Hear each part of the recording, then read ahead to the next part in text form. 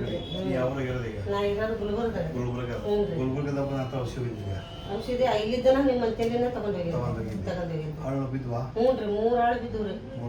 ತಿನ್ನುವಾಗ ಔಷಧಿ ತಗೊಂಡು ಒಂದು ತಿಂಗಳಾಗಿತ್ರಿ ನಾ ಔಷಧ ತಗೊಂಡಿದ್ದ ಹಿಂಗೆ ತಿಂತಾವಿದ್ರಿ ಅವು ಹಳ್ಳು. ನನ್ನ ಹತ್ರ ಔಷಧಿ ತಗೊಂಡು ನೀನು ಔಷಧಿ ತಗೊಂಡಿದ್ದನ ಆರಾಮಾತ್ರಿ ನನಗೆ. ಚೊಕ್ಕ ಆರಾಮಾಗೇನ್ರಿ ನನಗೆ.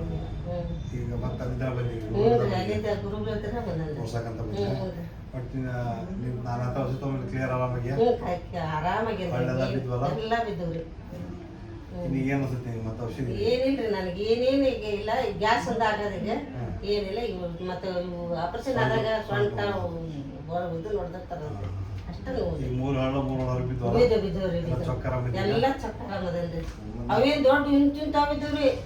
ನಿಮಗೆ ಕಾದ ಪೆಸ್ಟಿಕ್ ನಾಳಾಗ ಹಾಕಿಟ್ಟಿದ್ರಿ ನಾನು. ನಮ್ಮ ಮಗ ಹಂಗಾರವ ಡಾಕ್ಟ್ರಿಗೆ ಬಿಡ್ತಾನೆ ತಡಿಬೇವ ಅಂತಂದು ನನ್ನಿಂದ ಹಾಳು ಬಿದ್ದಿಂದ ಒಂದು 3-4 ಮಂದಿ ಕಳ್ಸನ್ರಿ ಇಲ್ಲಿಗೆ. ಹ್ಞೂ ರೀ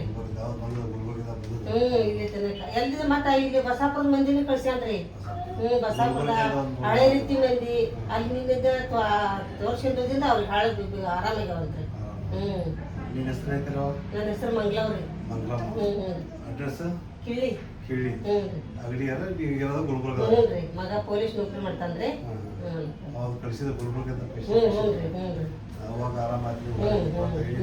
ಅವಾಗ ಅವ್ರ ಫೋನ್ ಹಚ್ತಾರೆ. ನಮ್ಮ ಅವ್ರ ಹಿಂಗ ಆರಾಮಾಗಿತ್ತು ಡಾಕ್ಟರ್ ಹೋಗ್ರಿ ಅಂತ ಕಳಿಸ್ತಾನ. ನೀ ಕಳ್ಸ್ಬೇಕಲ್ಲ ಹೇಗೆ ನೀ ಎಲ್ಲ ಹೇಳ್ಬೇಕಲ್ಲ ಮತ್ತೆ ಹ್ಞೂ ರೀ ಆರಾಮಾಗಿದ್ದು.